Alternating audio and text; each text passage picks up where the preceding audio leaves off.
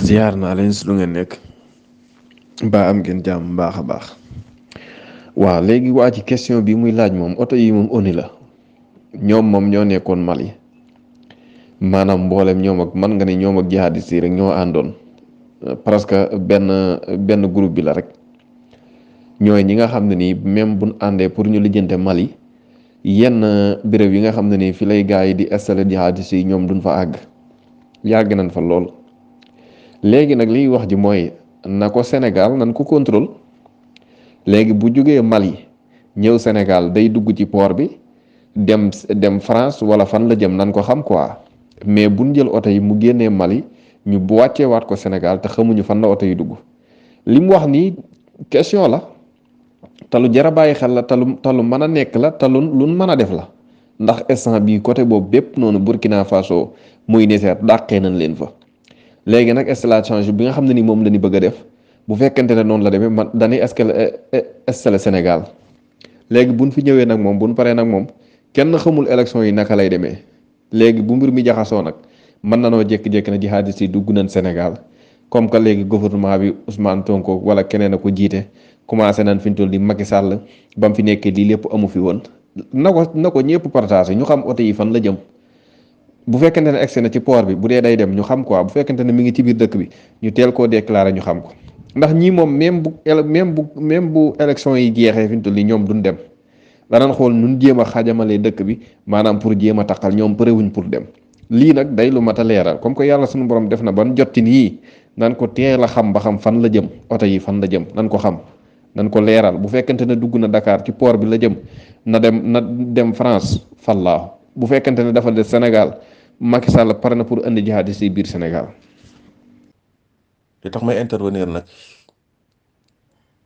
ñaari kàddu yooyu ma dégg ci kaw ñuy wax ci oto yooyu nga xam ne dañoo bàyyi koo Mali dugg Sénégal te ñu waa Nations Unies ñoo ko moom moo tax daf may lu ma ñor te man zone boobu maa ngi siiwur bu baax a baax li fi xew te yàgg na ay at a ngi nii maa ngi siiwur la fa xew muy ca geeru Libi ba ci ni Libi tase ñu tasaaroo dugg biir Mali yor ay ngànnaay doon ay islamiste ak jihadiste ak tur nañu tudd leen ko déstabiliser Mali déstabiliser Niger déstabiliser Burkina ba pare nag armée occidentale yi ñëw installé wu fa wax ne dañ leen a bëgg a dimbali ci jihadite yi te fekk na ñoom ñoo ne ci ginnaaw jihadite yi ñoo leen jox ay ngànnaay ñoo leen di jox ay pexe di leen jox ay stratégie di leen wax yoon wi ñu war a jaar pour mën a déstabiliser réew yooyu ba mën a teg loxo ci seeni koom-koom lii nag warta nekk lu ñuy xuumtoo nii ko waa ji wax defee audio yónnee ko ba ñëpp di ko dégg nañ na ci ñeneen interveniraat journaliste yeeg képp ku am responsabilité politique Sénégal war nga cee wax ñu xam oto yooyu lan la ñuy wut ci Sénégal ak lan la ñuy indaaleeg lan lañ ciy jublu ak fu ñu jëm bu dee dañuy dugg ci port bi ñu yeb leen ciy bato ñu dellu fa ñu jóge woon alhamdulilah waaye bu dee dañoo war a Sénégal war nañoo xam lu leen fa indi ak lan la ñuy indaale ak lan la ñu nar ndax kii ni digaaleel moom te mu yàlla dogal ñu mu di surum natt yu 2012 ñu teg ko ci bopp réew mi jëmm la joo xam ne ji amut lu muy jomb ci lu ñaaw te ko xool doxalinam xam ne lii ma wax lu am la amut jomb te def dara lu ñaaw jomb ko def boobu lu mu xanaa ñenn daal laa xam ne moom ak morom du leen ko jëme muy njabootam ak nit ñi ànd ak moom waaye Sénégal moom toroxal leen ak indi leen jafe-jafe moo góoxum ndox naan la yemale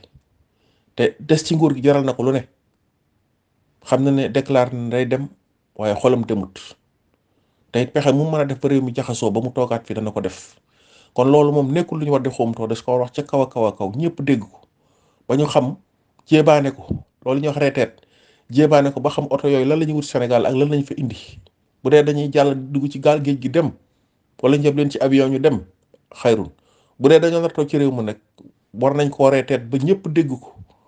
bu ko defee xañ na bu fekkee dañoo ñëw ak ay pexe yu baaxul ci réew ma bu ñu déggee loolu xañ na dañ dellu ginnaaw wala ñu xaw a ragal waaye bu ñu ko noppwaale kenn waxut di ngeen dégg-dégg xëy réew mi ñu taal nañ fii bomb nangam ki nangam réew mi jaxasoo na jaay di si dugg nañ fi élection mën a am foofu la Macky Sall jëm bu ngeen yeboo nag ñëpp wax ci nii ci waa ji waxe te nañ ko tasaare nag ba Sénégal yëpp dégg ko baax na jërë ngeen jëf. question bi yow laa ko laaj comme yow liggéey port dama gis Mali oto yi moo fay jógee dama xamul oto français yi la xam moom mais depuis 2 mois daal mi ngi may romb fii chaque suba ba ngoon yàlla xam na 1917 pile ba léegi ñu ngi romb par ñaar par benn camion matériel bu nekk UN bi sëf na ko ci marque u leen ci def N